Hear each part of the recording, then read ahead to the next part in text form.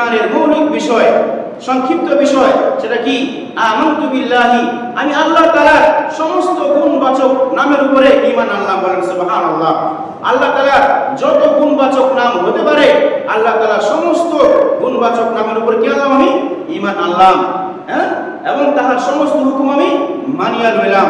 এটা হচ্ছে ঈমানের সংক্ষিপ্ত বিবরণ। তারপরে ঈমানের মুফাসসাল, যা হচ্ছে বিস্তারিত বিবরণ। আমানতু বিল্লাহি, আমি আল্লাহ তাআলাকে বিশ্বাস করলাম। ওয়া মালাইকাতিহি, আল্লাহ তাআলার সমস্ত ফেরেশতাদেরকে বিশ্বাস করলাম। ওয়া কুতুবিহি, আল্লাহ তাআলা আসমান থেকে 104 খানা ছোট বড় এই সমস্ত গ্রন্থ নাযিল করেছেন, কিতাব নাযিল করেছেন, সমস্ত কিতাবের প্রতি ঈমান আনলাম। ওয়া রাসূলিহি, আদম আলাইহিস সালাম থেকে নিয়ে আমাদের শেষ নবী হযরত মুহাম্মদুর রাসূলুল্লাহ সাল্লাল্লাহু আলাইহি সাল্লাম পর্যন্ত যত নবী রাসূল দুনিয়ার মধ্যে এসেছিল, আমরা সমস্ত নবীর প্রতি ঈমান আনলাম। বলেন সুবহানাল্লাহ। আমানতু বিল্লাহি ওয়া মালাইকাতিহি ওয়া কুতুবিহি ওয়া রাসূলিহি ওয়াল ইয়াউমিল আখির, এবং আমরা কিয়ামতের দিনের প্রতি বিশ্বাস করি। আমরা মৃত্যুর পরে আবার আমাদেরকে জিন্দা হতে হবে, কিয়ামতের উপর বিশ্বাস করি, এই কথার উপর বিশ্বাস করি।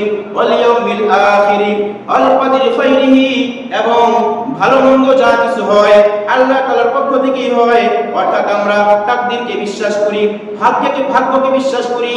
আমার তাকদীরে যা কিছু লেখা আছে, আমার ভাগ্যে যা কিছু লেখা আছে, তা কিছু আমার জীবদ্দশায় হবেই হবে, ঠিক না ঠিক?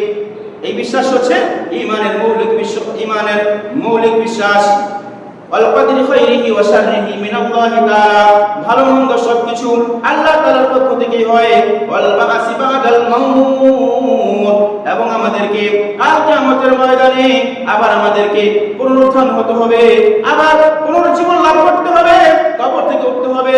ইসরাফিল আলাইহিস সালাম যখন দ্বিতীয়বার সিংহা ফুৎকার দিবেন, সমস্ত মানুষগুলো কবর থেকে পিপিলিকার মতো উঠতে থাকবে। বলেন সুবহানাল্লাহ।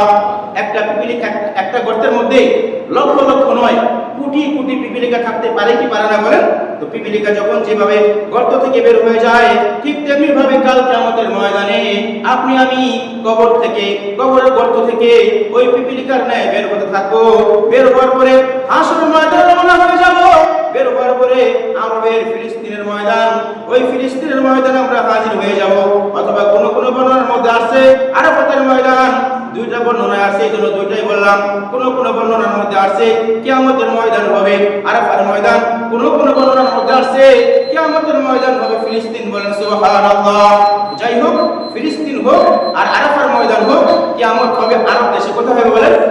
হাসরের ময়দান কোথায় হবে? আরব দেশে হবে। কোন দেশে হবে বলেন? আরব দেশে হবে। আমাদেরকে আবার মৃত্যুর পরে উঠতে হবে। তো ভাইরা আমার, বন্ধুরা আমার, তো মুসলমান হওয়ার জন্য এই সমস্ত মৌলিক বিষয়গুলো আপনাকে আমাকে কি করতে হবে? বিশ্বাস করতে হবে, মানতে হবে।